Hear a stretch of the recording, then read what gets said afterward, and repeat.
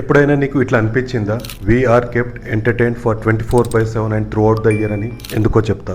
జాన్లో new year party నుంచి start చేస్తే every month ఏదో ఒక entertainment, right from festivals, movies, IPL, Bigg Boss, every month ఏదో ఒక ఎంటర్టైన్మెంట్ రెడీగా ఉంటది. నువ్వు ఇవన్నీ ఎంజాయ్ చేసుకుంటూ చిల్ అవుతుంటే లైఫ్ లో real problems like inflation, unemployment, job insecurity, corruption లాంటి రియల్ ప్రాబ్లమ్స్ గురించి ఆలోచిస్తావా?